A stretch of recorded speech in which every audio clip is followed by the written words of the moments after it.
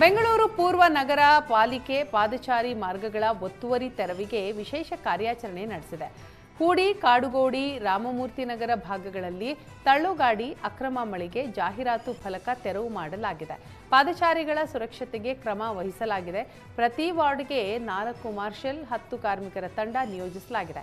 ಮುಂದಿನ ಹಂತದಲ್ಲಿ ಹೊರಮಾವು, ಕೆಆರ್ಪುರಂನಲ್ಲೂ ಒತ್ತುವರಿ ತೆರವು ಮಾಡಲಾಗುತ್ತೆ. ರಸ್ತೆ ಬದಿ ಒತ್ತುವರಿ ಸ್ವಯಂ ತೆರವುಗೊಳಿಸಲು ವ್ಯಾಪಾರಸ್ಥರಿಗೆ ಮನವಿ ಮಾಡಲಾಗಿದೆ. ಇಲ್ಲದಿದ್ದರೆ ನಿಯಮ ಉಲ್ಲಂಘಿಸಿದರೆ ಕಠಿಣ ಕ್ರಮ ಎಚ್ಚರಿಕೆ ನೀಡಲಾಗಿದೆ.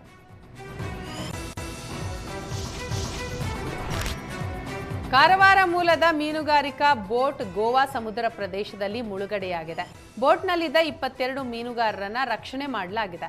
ಆಳ ಸಮುದ್ರ ಮೀನುಗಾರಿಕೆಗೆ ತೆರಳಿದ್ದ ಪರ್ಷಿಯನ್ ಮಾದರಿಯ ಮೀನುಗಾರಿಕಾ ಬೋಟ್ ಗೋವಾದ ಬೇತುಲ್ ಸಮುದ್ರ ಪ್ರದೇಶದಲ್ಲಿ ಮುಳುಗಡೆಯಾಗಿದೆ. ಈ ವೇಳೆ ಅಕ್ಕಪಕ್ಕ ಮೀನುಗಾರಿಕೆ ನಡೆಸ್ತಾ ಇದ್ದ ಮೀನುಗಾರರ ಸಹಾಯದಿಂದ 22 ಮೀನುಗಾರರನ್ನ ರಕ್ಷಿಸಲಾಗಿದೆ.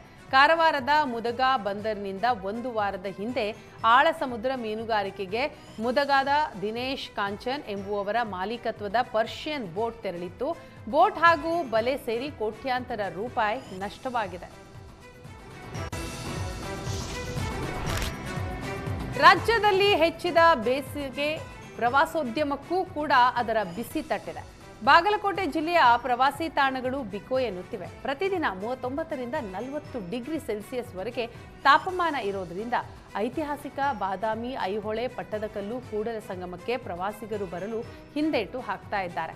ಪ್ರವಾಸಿಗರು ಬಾರದ ಹಿನ್ನೆಲೆ ವ್ಯಾಪಾರ ವಹಿವಾಟಿಗೂ ಹೊಡೆತ ಬಿದ್ದಿದೆ.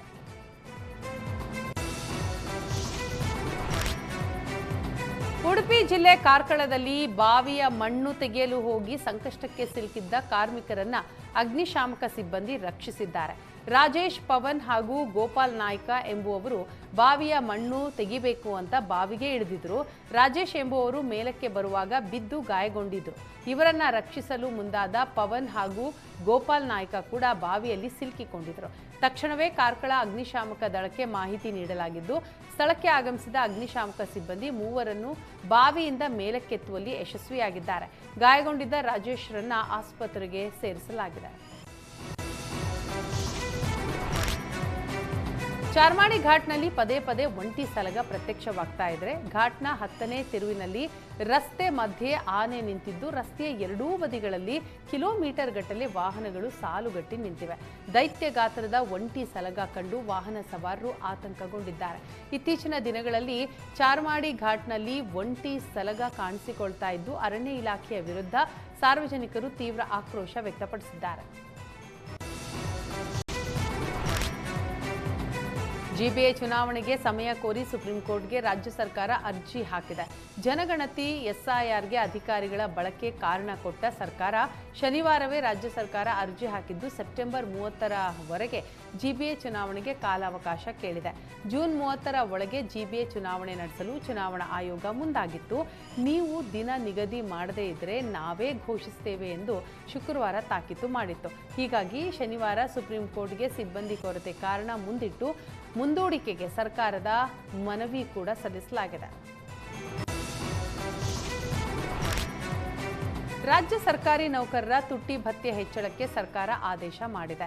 ತುಟ್ಟಿ ಭತ್ಯೆ ದರ 14.25% 15.75% ಏರಿಕೆ ಮಾಡಲಾಗಿದೆ.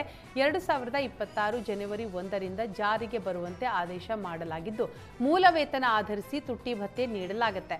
ಇತರೆ ಭತ್ಯೆಗಳನ್ನು ಲೆಕ್ಕಕ್ಕೆ ಸೇರಿಸದಂತೆ ಸ್ಪಷ್ಟನೆ ನೀಡಲಾಗಿದ್ದು, ನಿವೃತ್ತಿ ವೇತನದಾರರು ಹಾಗೂ ಕುಟುಂಬ ಪಿಂಚಣಿದಾರರಿಗೆ ಮತ್ತು ಅನುದಾನಿತ ಶಿಕ್ಷಣ ಸಂಸ್ಥೆಗಳ ನಿವೃತ್ತರಿಗೂ ಈ ಆದೇಶ ಅನ್ವಯವಾಗಲಿದೆ.